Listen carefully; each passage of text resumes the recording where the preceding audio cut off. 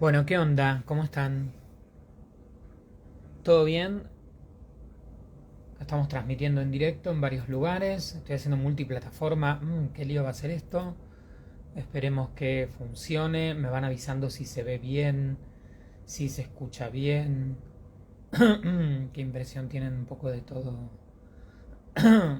esto? Hola a toda la gente que se conecta de un lado y del otro.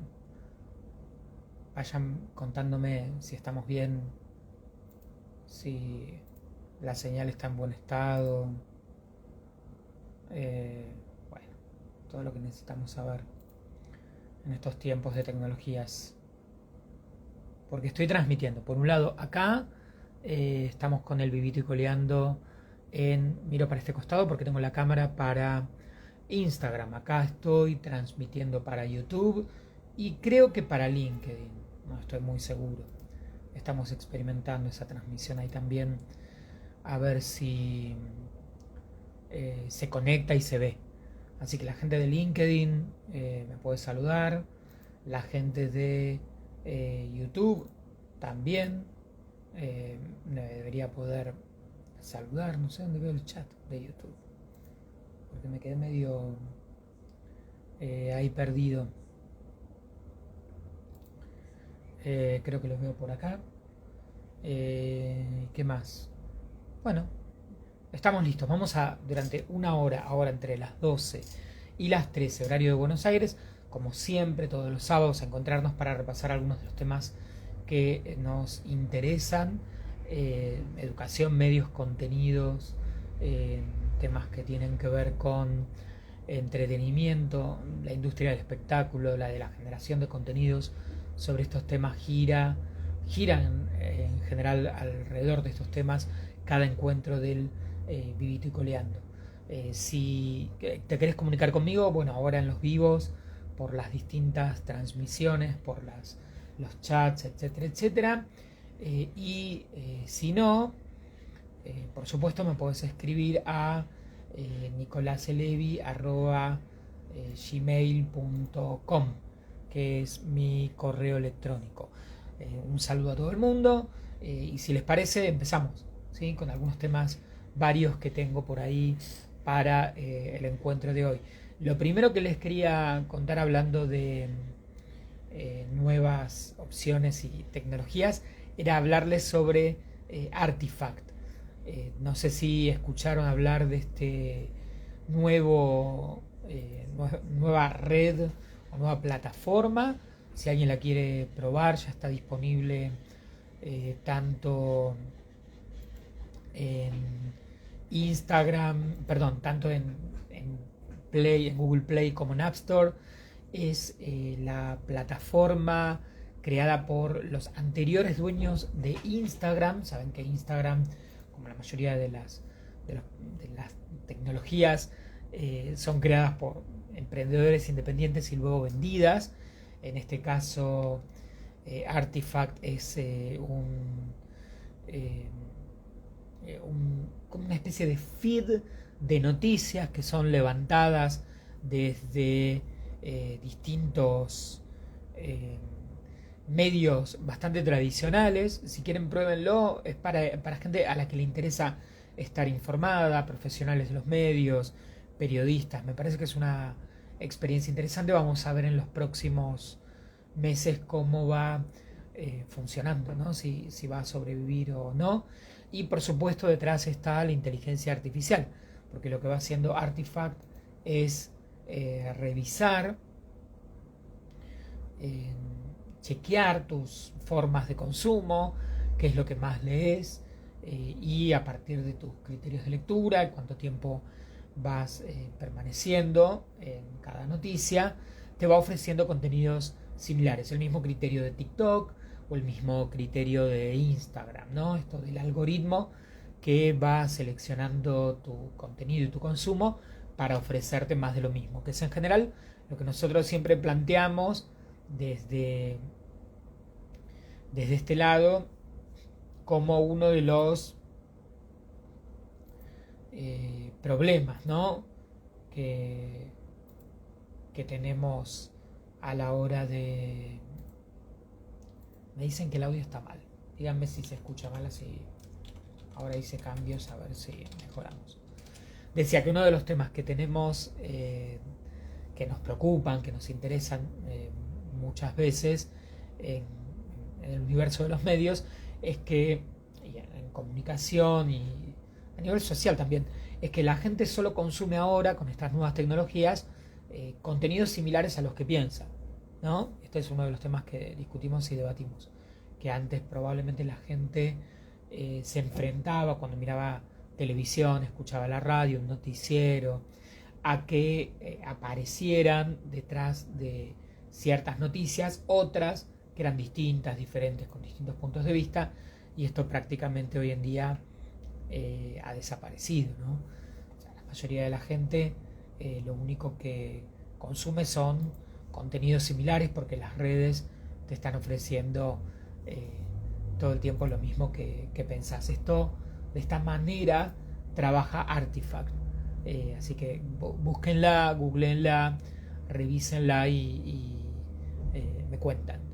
A ver si les parece piola o no les parece piola. Creo que es una de las...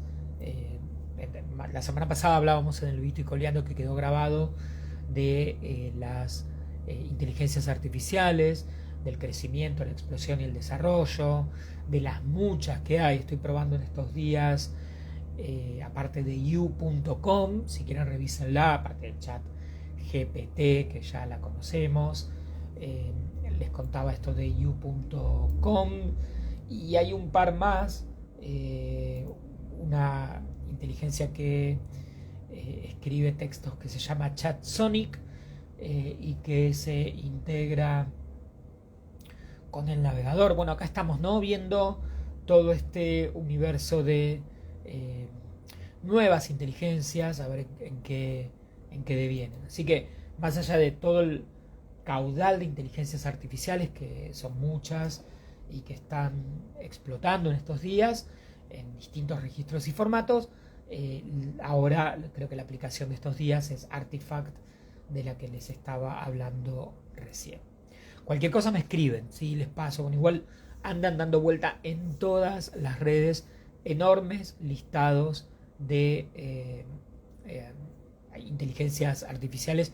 De lo que decía estuvimos hablando la semana pasada y sus implicancias en los medios, en la educación, en los contenidos, sus usos correctos o no tanto incorrectos, bueno, estas discusiones. El otro tema que creo que es de los últimos días en cuanto a contenidos y tecnología es que tras, digamos, tras la decisión de Twitter de cobrar por el tilde azul, aparece la gente de Meta, la gente de Instagram y la gente de Facebook anunciando que también no va a ofrecer algo así como un plus, beneficios con un fee mensual. Es súper interesante esto, ¿no? Cómo ha ido mutando, cómo va mutando esta industria.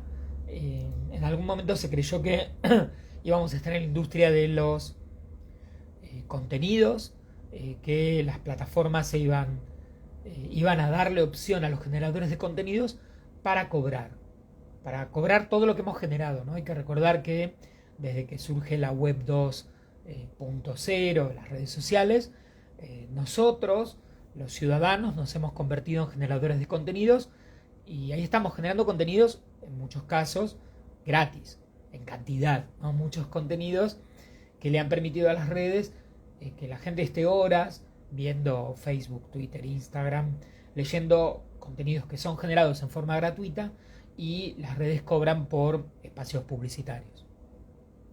Acá apareció en los últimos tiempos esta idea de, bueno, finalmente al que genere mucho contenido le vamos a pagar. Va a aparecer esto de...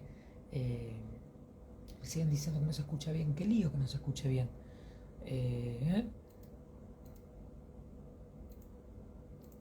Me da pena que no se esté escuchando bien, chicos.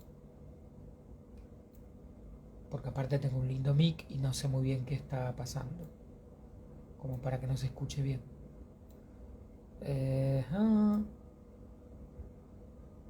Sigo probando, van diciendo si en algún momento mejora el micrófono, que es un poco el objetivo. Acá se escucha perfecto, me dicen, bueno, gracias, ahí al menos. Y acá no sé muy bien por qué, no se escucha bien. Bueno, trato de avanzar mientras hago un poco todo lo que estoy haciendo, porque si no se van a perder y se van a aburrir y se van a ir. Lo que es un buen motivo, ¿no? Decía, se da un fenómeno bastante contradictorio, que es que ahora estas plataformas, las redes, que aparentemente nos iban a pagar por los contenidos, o al menos algunos, a los que generaran mucho contenido, etcétera, etcétera, deciden cobrarnos. Entonces se da un fenómeno inverso. Ahora vamos a tener que pagar para tener algunos beneficios, para que no nos eh, llenen de publicidad, para que eh, tener cierta cantidad de beneficios diferenciados al resto de los mortales. Y tenemos acá el anuncio de TikTok, el anuncio... Bueno, TikTok todavía no, pero sí de Instagram, de Facebook y de Twitter, para cobrarnos si queremos utilizar las redes de alguna manera novedosa. Es un tema interesante esto, ¿no? Porque sería como ir a una Netflixación de las redes sociales. Entonces, y es una pregunta que nosotros nos hacemos también en el universo de la generación de contenidos hace rato, que es ¿cuánto dinero cuánto dinero tenemos o cuánto estamos dispuestos a pagar en fees mensuales? O sea, ¿cuánta plata podemos disponer para pagar distintas plataformas que nos ofrecen contenido? Eso va desde Netflix, HBO, bueno, qué sé yo, Paramount, las distintas que hay en cada país.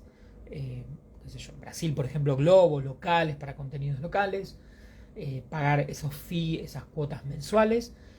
A eso hay que agregarle las cuotas mensuales de internet, de la telefonía, las cuotas mensuales que nos piden cobrarnos las redes, las cuotas mensuales que piden cobrarnos los distintos softwares y programas que durante cierto tiempo, no sé si se acuerdan, hace algunos años eran, uno pagaba el programa, ¿no? Uno compraba un programa de por vida.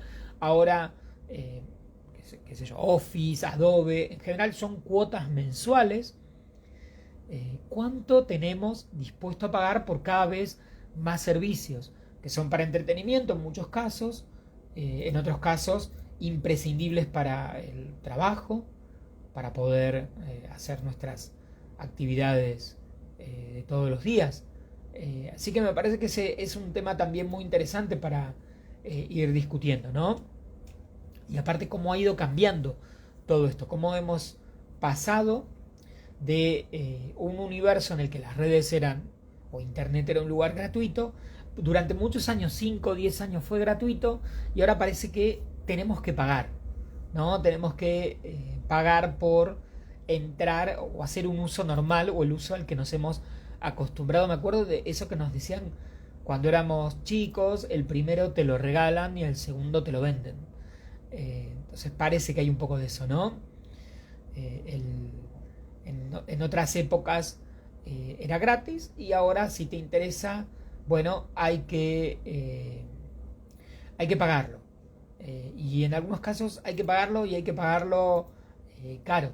Bueno, vamos a ver cómo les va, porque probablemente si no logran el resultado que esperan, tengan que dar marcha atrás. Les cuento un ejemplo. Algunos de ustedes saben, yo trabajé en el canal Volver del Grupo Clarín. Por eso muchas veces hoy quería hablarles un poco sobre televisión de otras épocas. Trabajé varios años ahí. Hace muchos años, cuando surge la televisión por cable en la Argentina, surge con un modelo bastante diferente al que ocurre en otros países. En otros países es un sistema, un número de canales básicos, 30 canales, y luego aparecía ya en los 90 el sistema del pay-per-view, pagar para ver. Entonces uno tenía que comprar cada canal o paquetes de canales extras. acá en la Argentina el sistema había surgido, la televisión por cable, una especie de competencia entre grandes operadores que lo que hacían para ganar mercado en los años 90 era ofrecer 30 canales, la competencia venía y ofrecía 35 y la otra competencia ofrecía 40 y el otro cable operador 45. Entonces lo que terminó ocurriendo es que el paquete básico de la televisión por cable en el año 94, 95, 96 tenía un estándar de 80 canales. Entonces Cablevisión y Multicanal, en esa competencia que tenían tan importante, y en aquel momento también estaba BCC y otros operadores, lo que ofrecían eran un número enorme de canales para competir. Entonces el estándar acá en el mercado era que cuando vos contratabas por $30 la televisión por cable, venía con 80 canales. Y era totalmente diferente a lo que ocurría en otros países en el mundo en el que la televisión tenía 30, el cable, la televisión por cable. Y es súper interesante porque en aquellos momentos, años 90, 96, 97, Multicanal intentó desarmar esto en algunas ciudades pequeñas de la provincia de Buenos Aires y pasar a un abono más barato con 30 canales para que la gente fuera a poner dinero a comprar los paquetes. Digamos, tratar de desarmar ese sistema, pasar a un sistema parecido al de otros países, Estados Unidos y otros países. No funcionó. La gente se daba de baja directamente del cable. Entonces tuvieron que dar marcha atrás. Es súper interesante esto, ¿no? También algo parecido le ocurrió un poco acá a Netflix con esto de dar de baja o cobrar extra si tenías compartías la suscripción, ¿no? Si compartías tu cuenta con un familiar, bueno, hubo una campaña y mucha gente se dio de baja. Así que estos temas hay que empezar a prestarle atención. ¿Qué uso se le va a dar a las redes sociales en los próximos meses o años con estos intentos de avanzar en cobrarnos? ¿Sí? En que para tener un tilde azul, evitar publicidad, escribir más caracteres, tener algún beneficio especial, bueno, le paguemos a Meta. O sea, le pagamos por todos lados, ¿no? Para hacer publicidad, le pagamos como usuarios, consumimos... Bueno, habrá que ver qué ocurre ahí. Es otra de las noticias o de los temas de la semana. Otro tema que tiene que ver con la actualidad y también con los medios y la comunicación, que es algo que acá en la Argentina no se habló mucho. No sé desde dónde nos están viendo, me cuentan si están en otros lugares que no sean de este país, la Argentina donde estoy yo. En estos días hubo un asesinato de un periodista en Estados Unidos, un joven de 24 años, Dylan Lyons, fue asesinado en el marco de una masacre de estas que vemos que son bastante habituales en Estados Unidos.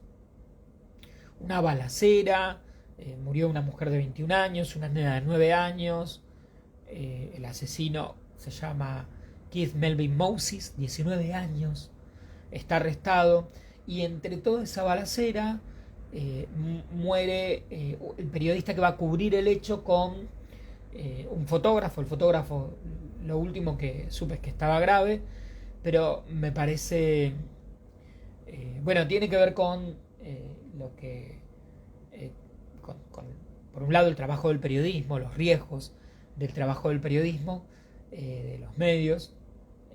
Estos días estamos viendo algunos periodistas que están cubriendo guerra en Ucrania, periodistas argentinos, ya se ha cumplido un año de la guerra, pero aparte de eso, me pareció interesante compartir esto del riesgo que resulta en Estados Unidos hoy, este fenómeno de las masacres generalizadas, que en este caso van sobre ciudadanos todos los días, y bueno, a quienes quieren matar y a cualquiera, y ya ha habido un par de casos con periodistas.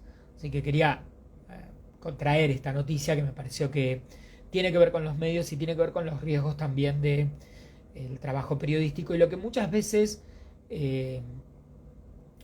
la verdad normalizamos que es qué difícil es el cuidado profesional de uno como periodista y qué difícil o como comunicador y cuánto las empresas cuidan a los periodistas. El otro día hubo un derrame tóxico acá cerca de la ciudad de Buenos Aires y una cronista de un canal de noticias súper importante cubría la noticia del derrame y mientras estaba ahí a la noche en vivo sin ningún tipo de protección, ella contaba que las autoridades habían pedido a los vecinos que se queden en su casa, que cierren las ventanas. Era insólito, ¿no? O sea que los vecinos tenían que cuidarse, pero ella no. O sea, ella era la periodista y estaba ahí haciendo esa cobertura sin cuidarse. Qué tema interesante, ¿no? Porque probablemente no debería haber hecho esa cobertura o no la debería haber hecho en esas condiciones. Así que ese parece que es otro gran detalle. Y uno de los temas que había notado acá, también para conversar hoy, que, que me parece interesante porque también acá entramos nosotros como periodistas, comunicadores, los medios, que es qué tema cuando normalizamos algo. ¿Qué tema cuando algo que no está bien o no es normal o no es habitual, lo volvemos habitual? Esto pasa en la vida y pasa en la información de los contenidos. Algo que hemos normalizado en el último tiempo es convivir con humo. Quienes vivimos en la zona de Buenos Aires, y esto probablemente pasa en buena parte del mundo, pero acá en Buenos Aires lo van a identificar esta idea que traigo. Hace 5 o 10 años era una excentricidad. Yo recuerdo hace 10 años un caso de que fue algo que preocupó mucho, varios días de olor a humo en la ciudad y todo un debate. Luego eso desapareció, pero ahora lo hemos vuelto normal, lo hemos normalizado. Entonces nos levantamos y vemos en el pronóstico, qué sé yo, hoy hay humo, o te dice la televisión o el teléfono te pone humo en Buenos Aires. Y ahí estamos, ¿no? Hemos aceptado, es una opción más. Hay humo, se incendia el delta, se incendian campos, humo y bueno, como lluvia, es como un fenómeno, es como si fuera un fenómeno natural. De hecho, nos lo presentan como un fenómeno natural similar a llueve. Pero no es un fenómeno natural, no es llueve, hay humo porque hay unos incendios que no deberían estar ocurriendo, es una mala noticia, deberíamos preocuparnos, deberíamos hacer algo, deberíamos como ciudadanos reclamar, como periodistas contar, investigar, como medios trabajarlo como un problema, no como una situación natural, no como bueno, hay humo, hoy hay humo en Buenos Aires por los incendios, bueno, sí, hay humo. Me pareció, lo anoté, lo guardé para comentarlo hoy porque me llamó la atención justamente como lo trabajaban en las noticias y eh, creo que valía la pena comentarlo. Bueno, no sé si hay gente ahí, no me saludó nadie hoy. ¿Cómo están? Cuéntenme dónde están. Si se escucha mejor. Estuve tocando un poco el micrófono. La gente que me estaba, creo que en LinkedIn me estaban escuchando muy mal. Pero no sé ahora si mejoró. O en YouTube. Me cuentan. O también acá en Instagram, que hay gente que está viendo el vivo por Instagram. ¿Qué onda? ¿Cómo se escucha? Interpreto que se debe estar escuchando más o menos bien, porque nadie se está quejando. Cuac. Bueno, veremos. Está bueno pensar y discutir, me parece que es uno de los temas interesantes, de qué manera le damos como normales hechos que no lo son, o presentamos como normales en las noticias hechos que no son normales y que de hecho deberían ser temas graves. Otro tema del que quería hablarles hoy, la semana pasada les dije que quería hablarles un poco de de ficción y quería comentarles o detenerme en telenovelas. No sé cómo, si son de mirar telenovelas. La telenovela es uno de los formatos naturales de Latinoamérica, de América Latina. Es el único formato televisivo que surge, o al menos el primer formato televisivo que surge en Latinoamérica, porque la telenovela deriva del radioteatro y el radioteatro deriva del folletín. El folletín era eh, una, un suplemento de una historia, en general de libros o de relatos que venían en los diarios a principios del siglo XX por fascículos, de lunes a viernes, de lunes a sábado. Y así se vendían y la gente los coleccionaba y los guardaba. Esto era común en América Latina y no en los países europeos ni en Estados Unidos. El folletín en los diarios. De ahí surgió la adaptación diaria del radioteatro en los años 30, 40. O sea, contar una historia lunes, martes, miércoles, jueves, viernes o sábado. Y de ahí a la tele, al teleteatro en América Latina. En los 80, 70, 80, recién ahí los teleteatros llegan a Europa, llegan a otros países y finalmente, tenemos teleteatros de otros países. Hoy vemos telenovelas turcas, ¿no? Por ejemplo. Pero la telenovela es un formato latinoamericano y una de las telenovelas más grandes de la historia en América Latina, especialmente en la Argentina, de las que hoy quería hablarles, era El amor tiene cara de mujer. Quizás alguien escuchó hablar de esta telenovela. Si googlean van a encontrar fragmentos para ver. La telenovela se emitió entre el año 64 y 70, muchos años. En este caso era una telenovela que salía a la tarde, Canal 13 de Buenos Aires, y era una historia novedosa, porque en general las telenovelas en América Latina siempre cuentan la historia de una persona rica y una persona pobre, y una historia de amor que se resuelve entre esos dos universos. Es como el estándar del formato, ¿no? Tratar de resolver los grandes problemas que tiene América Latina, de pobreza y riqueza, en historias de amor que se resuelven bien, para demostrar que más allá de las diferencias, podemos ser felices. Ese es un poco el espíritu del formato de la telenovela. Entonces, el chico rico y la chica pobre, la chica rica y el chico pobre, lo rural y lo urbano, ¿no? En general, se encuentran estos dos mundos que no son similares, pero a pesar de todo y todos estos conflictos, el amor triunfa. Y el amor sería, qué sé yo, la idea de la superación del problema de las clases, por ejemplo. Pero esta telenovela de las que les estoy hablando, El amor tiene cara de mujer, no, era distinta.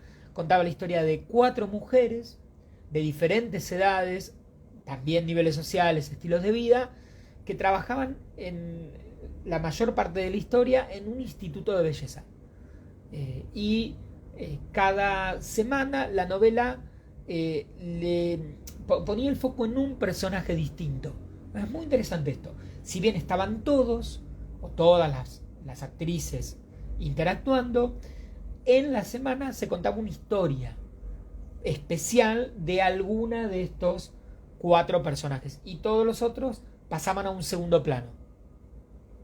Y a la semana siguiente se avanzaba con el foco puesto en alguna de las otras actrices. Las actrices fueron Bárbara Mujica, Iris Lainez, Delfina Ortega y Angélica López Gamio.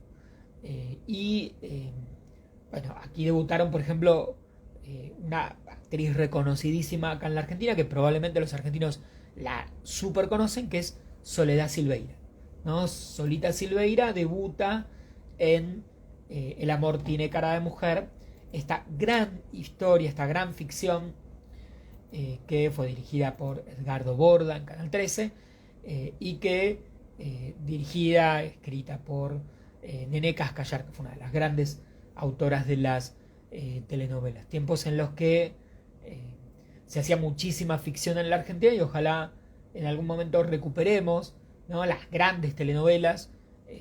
Esto va a resultar para la gente joven algo insólito. Pero cuando yo tenía, no sé yo, 20 años, teníamos una ficción detrás de la otra. El mercado argentino producía Canal 13, Canal 11, o sea, 3, 4, 5, 6 telenovelas por día, una detrás de la otra, con trabajo de actores, eh, por supuesto, escritores, guionistas, editores, eso durante el día. Entonces teníamos las telenovelas de estilo femenino en la primera tarde, telecomedias en el horario del regreso y ficciones a la noche, ¿no? Ficciones para adultos, eh, ficciones familiares en el prime time, algo parecido a lo que ocurre hoy. Ya quiero decir esto, no ocurre en la televisión argentina, pero todo esto sigue ocurriendo en la televisión brasileña, en la televisión colombiana, en la televisión mexicana, en la televisión chilena. Hay algo acá que me gustaría que alguien nos cuente cómo pasó, qué pasó, que perdimos esta posibilidad, ¿no? Que en todo el resto del mundo, aunque hay redes sociales, aunque hay nuevas tecnologías, sigue habiendo, ¿no? Sigue habiendo telecomedias en el regreso, programas familiares, sitcoms, sigue habiendo programas adultos en la noche más tarde, telenovelas más o menos tradicionales, seguimos teniendo ficciones. La Argentina ha perdido un poco todo este universo de ficciones. Acá me dicen, claro, las de Verónica Castro, las de Luisa Culioc, La extraña dama, Cosecharás tu siembra. Vamos a hablar un poco de algunas otras tiras. Hoy empecé con esta, quería contar. eh, muchas veces hay una visión un poco simplona o banal de la telenovela, como relato, como formato, de esto de, bueno, la telenovela es inverosímil, es increíble, bueno, pero eso es lo maravilloso del formato. La telenovela probablemente ya sabemos un poco cómo termina, es previsible, sin embargo, cuando están bien narradas o bien contadas, son atractivas de ver y funcionan y generan una gran cantidad de identificación y unen, ¿no? La telenovela en América Latina une, la mira desde la clase alta hasta la clase baja, todo frente al televisor, que es lo que pasa con las grandes telenovelas de la Globo, ¿no? Brasil se frena para mirar las telenovelas del horario central porque todo el mundo de una u otra manera se siente identificado. Así que acá, desde este lado, desde esta cuenta, siempre se aguantan a las telenovelas que son importantes, además dan mucho trabajo. Las ficciones, en general. Y también es una manera, desde la ficción, de tratar temas. A veces hay una idea de que la ficción es un universo muy diferente al periodismo. Pero la verdad, la ficción, el relato ficcional, trata temas de actualidad también. Así que es una manera de invitar a la gente a pensar, a reflexionar, a analizar historias. Así que bancamos muchísimo las ficciones, que son una manera también de tratar temas cotidianos, problemas, situaciones que le interesan a la gente. Así que bueno, hoy quería contarles sobre esta gran historia que tuvo versiones en México. Muchas de las grandes telenovelas argentinas luego se produjeron en México, grandes historias. Ya hablaremos de alguna otra, por ejemplo, no sé, Señorita Maestra. Pero el mercado mexicano adaptó muchas historias argentinas. Esta es una. También en Brasil se hicieron versiones. Y es una de las grandes telenovelas recordadas en la historia argentina, aunque la más recordada, de la que probablemente hablemos en algún otro encuentro, es sin duda Rolando Rivas Taxista, que nos vamos a ocupar. Es la historia que paralizó a la Argentina en los años 70, que tiene muchas aristas para discutir del gran Alberto Migre. Así que bueno, hoy al menos, después si les genera un poco de curiosidad con este vivo y con la transmisión, googleen, revisen qué encuentran sobre El amor tiene cara de mujer, como una de las grandes ficciones de la televisión argentina y también en este punto televisión latinoamericana, ¿sí? Porque acá me cuentan de Piel Naranja, sí, claro. Piel Naranja con Arnaldo André y Marilina Ross. Marilina Ross, que acaba de cumplir 80 años, actriz, cantante argentina, ¿sí? Que probablemente la gente más joven la recuerde o reconozca por Puerto Poyensa. Pero bueno, claramente no es lo único.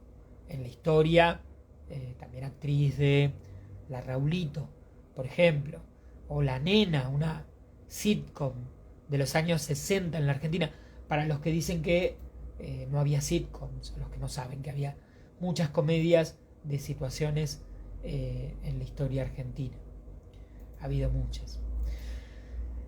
Bueno, y por último, un poco como para ir terminando, quería hablar de la radio. Quiero hablar de la radio. ¿Qué pasa con la radio, gente?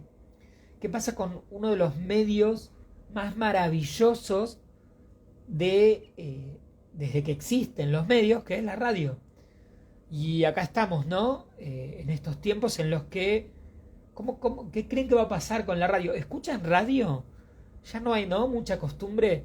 En general, cuando damos clases, yo doy clases de radio y hablamos con los chicos, la gente joven, te dice, no, yo no escucho radio.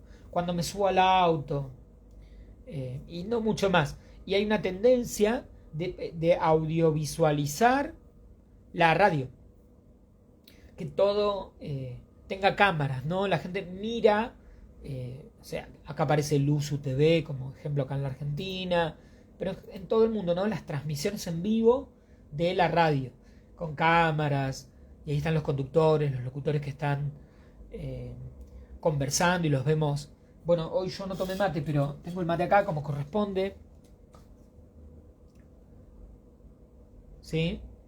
Entonces vemos a los conductores en la radio, que ceban mate, toman mate.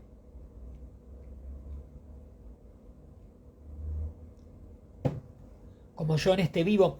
Lo único que en general en radio, el que toma mate, bueno, es el que está en silencio y el resto habla. Acá estoy solo, no me queda otra más que hacer esta pausa.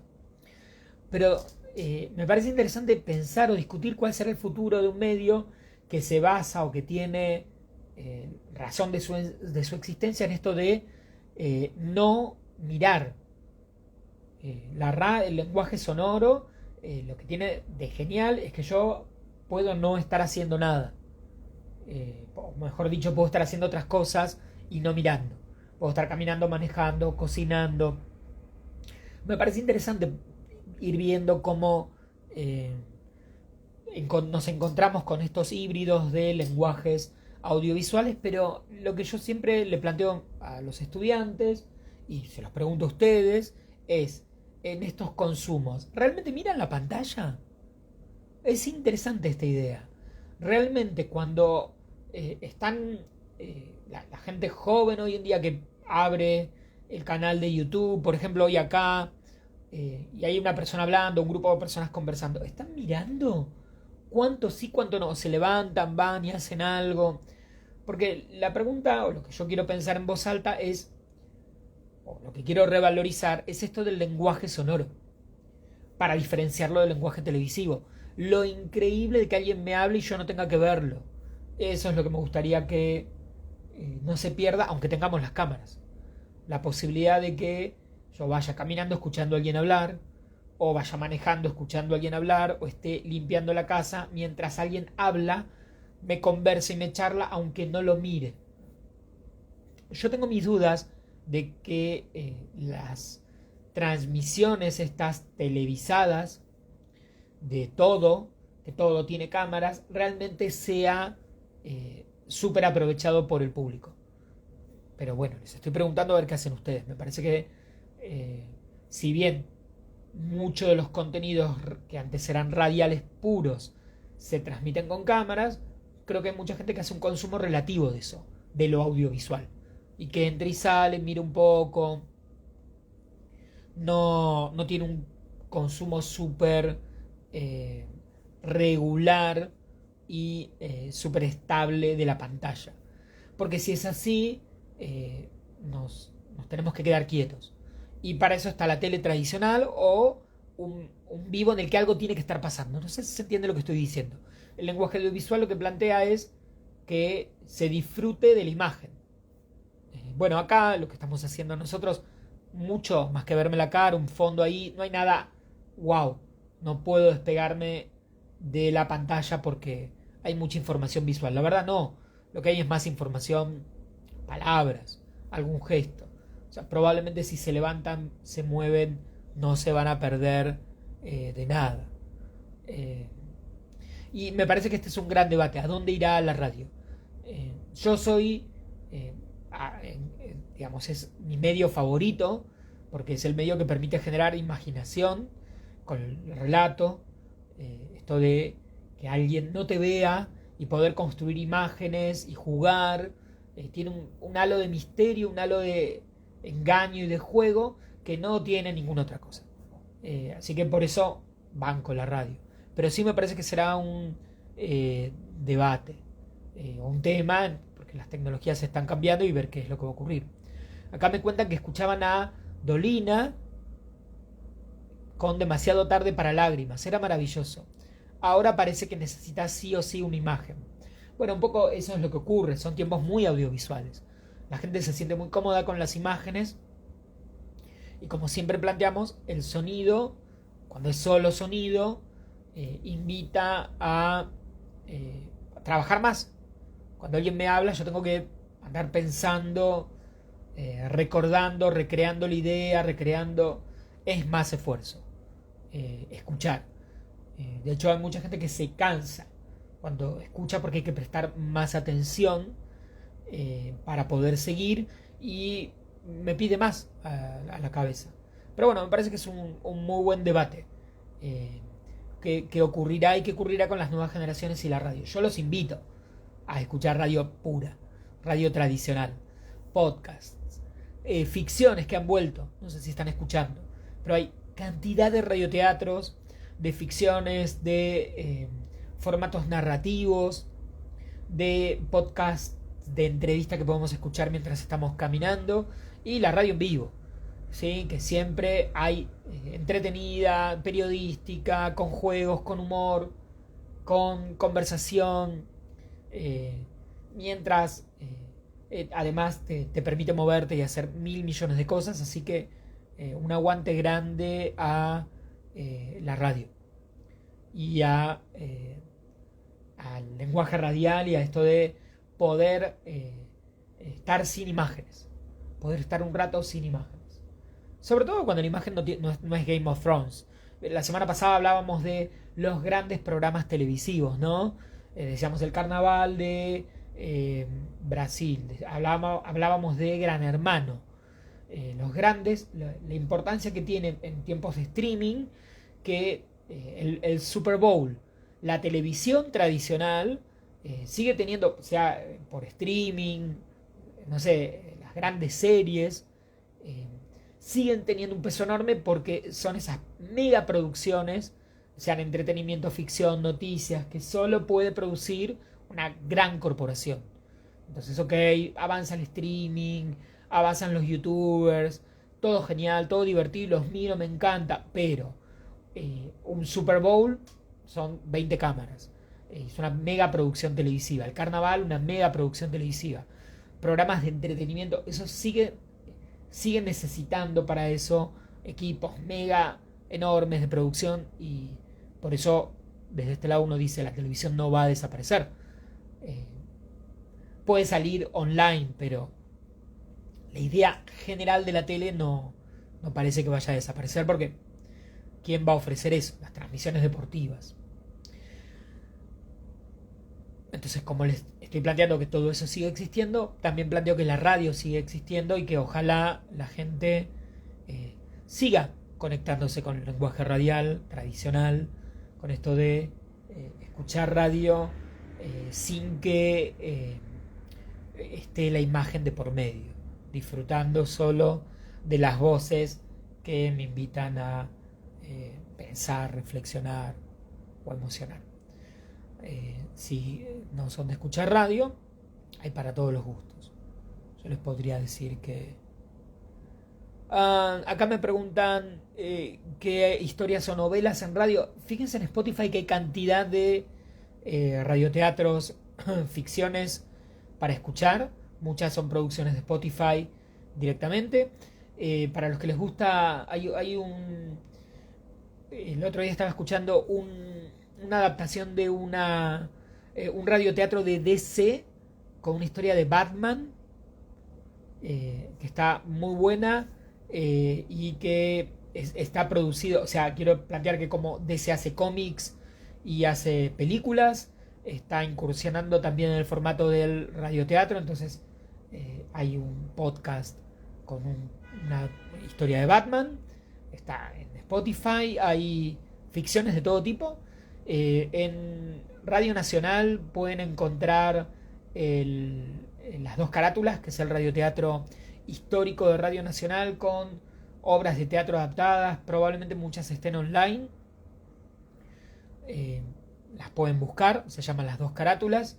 Y hubo experiencias hasta no hace mucho tiempo en Radio del Plata, pero no es difícil. Hay medios como Radio Nacional de España, que hace radioteatros, y por supuesto la BBC de Londres, que históricamente siempre ha hecho ficciones. Pero sí, googleen, busquen, que van a encontrar, y ha vuelto. Incluso no solo ficciones completas, sino también relatos. ¿Sí? Que en la radio argentina también, a lo largo de la historia, ha sido súper común alguien que te cuenta un cuento, alguien que te lee en voz alta una historia. Ni que hablar del boom de los audiolibros, ¿sí? Que acá está empezando a llegar, pero en Estados Unidos es súper común. Se contratan actores o figuras para leer historias, novelas, cuentos, libros en voz alta. Así que es bastante común. En Estados Unidos mucha gente, cuando viaja grandes distancias, escucha audiolibros en el auto. Así que es otro formato también, que es un formato sonoro, que en América Latina está empezando a crecer de a poquito. Hay que darle un poco de tiempo a ver qué es lo que va ocurriendo con ese formato. Bueno, y acá empezamos las clases en muy poquito tiempo. No sé si del otro lado tengo estudiantes, gente que esté, o docentes. Estamos a 25 de febrero, algunas instituciones ya empezaron, hay mucha gente rindiendo exámenes finales, evaluaciones, y los que somos docentes ya nos estamos preparando para marzo, que aquí en el hemisferio sur suele ser el momento del inicio de clases, el momento de empezar a prepararnos para el famoso año lectivo. También es un periodo complicado para padres que tienen que preparar, ¿no? Sobre todo si tienen adolescentes o chicos en edad escolar, preparar todo el proceso. La gente que está en el hemisferio norte, bueno, están en pleno momento educativo, sin ningún problema, pero acá estamos empezando. Y siempre que empieza el periodo de clases, yo, como profesor viejo docente, no tan viejo, creo, lo que les suelo decir a todos es: ojo con las primeras clases, presten atención a la famosa primera clase en la que aparecen el contrato y las condiciones de cursada. Así que a revalorizar la primera clase de cualquier materia, clase, curso, que en general la mayoría de la gente cree que no es importante, pero es en la que se pasan en limpio todas las condiciones. Primer gran detalle, como para empezar de manera ordenada. Así que tanto docentes como alumnos, a acomodarnos todo lo más que podamos para el inicio, y luego ir adaptándonos. Lleva su tiempo, ¿no? La adaptación. Epa, me muero acá. Lleva su tiempo la adaptación al regreso al sistema, a la escuela, a las clases, a los docentes. Pero bueno, iremos hablando a medida que vayamos empezando algunos tips para hacer este proceso lo más armonioso posible. Creo que el gran consejo para que esto sea fluido, que el inicio de clase sea fluido, es tener muy en orden cómo voy a empezar, de qué manera, tener ordenado materiales, cómo voy a tomar apuntes, cómo voy a trabajar, poder confiar en mi estructura para el armado de la clase en el caso de los docentes o para tomar la clase en el caso de los estudiantes. Vamos a ver en las próximas semanas cómo viene el proceso de clases. Por último, los quiero invitar a sumarse a redacción para no redactores y oratoria para no oradores en Google Classroom. Me escriben por acá si quieren, por las redes, me mandan mensaje a nicolaselevi@gmail.com. Si quieren que los sume o les pase el link, mejor dicho, les paso el link para que se suban. No se los puedo, medio lío, pasarlo en todas las plataformas a la vez, pero acuérdense que hay 2 espacios en Google Classroom que están habilitados, en el que estoy con la gente que está conectada, intercambiando, compartiendo herramientas, ideas, recursos, encuentros sobre escritura, redacción y oratoria, cómo hablar en público. Tips, sugerencias, consejos, todo lo que les parezca interesante, preguntas. Así que esos espacios están habilitados y por supuesto son gratis. Así que se pueden suscribir sin ningún problema y los links están en todas partes. Como les dije, me mandan mensaje y les paso el link para que se suscriban. Y a partir de ahí hacemos algunos encuentros, comparto materiales, me hacen preguntas, compartimos experiencias. Un espacio cerradito como para analizar o discutir sobre escritura y oratoria. En general para gente que no está tan familiarizada o cree que tiene problemas o que necesita mejorar. Aparte de eso, ya saben, me escriben por cursos, clases o lo que fuere. Me contactan y vemos qué podemos hacer. Lo mismo para recibir el newsletter con novedades, con lo que estoy haciendo. Por ejemplo, las fechas de stand-up, que probablemente ahora en marzo haya alguna. Si me quieren venir a ver alguno de los shows de stand-up, les aviso. Me siguen en redes también, que publico cuando hay alguna fecha o algún encuentro de stand-up.